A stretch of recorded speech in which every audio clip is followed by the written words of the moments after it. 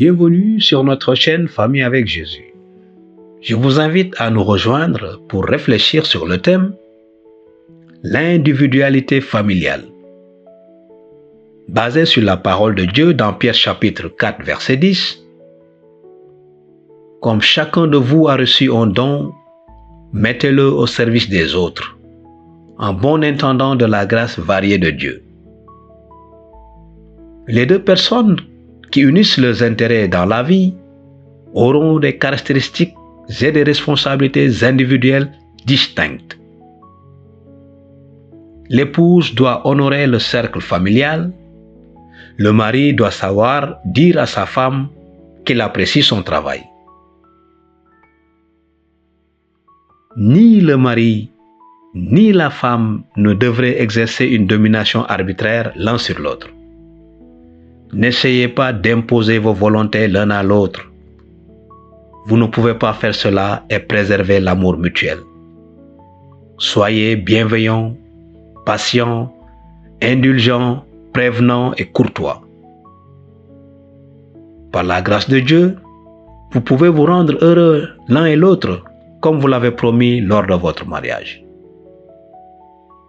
Un conseil familial a dit un jour: une épouse et une mère ne devraient pas sacrifier leurs forces ni laisser leurs facultés s'endormir en s'appuyant entièrement sur leur mari.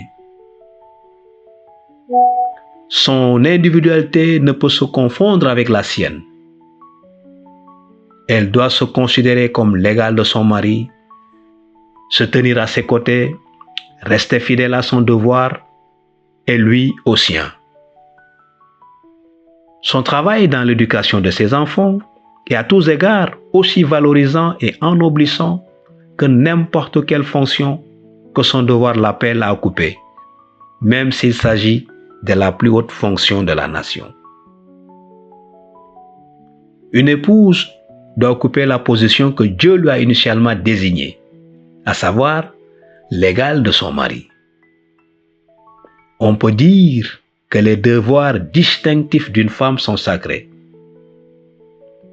Qu'elle comprenne le caractère sacré de son travail et avec force et crainte de Dieu, accomplisse sa mission dans la vie. Qu'elle éduque ses enfants pour qu'ils soient utiles à la société. Considérons le verset biblique suivant.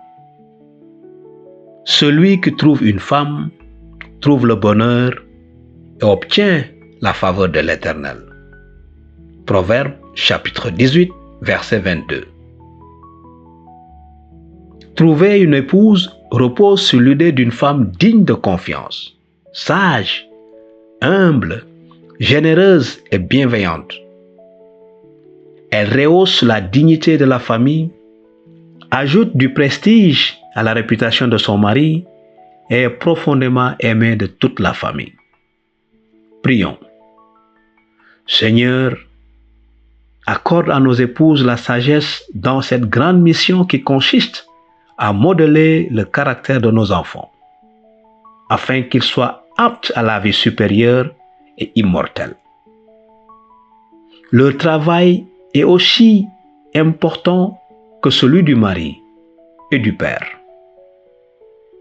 car elles œuvrent au foyer pour le bien de la famille, cherchant à façonner son caractère selon le modèle divin.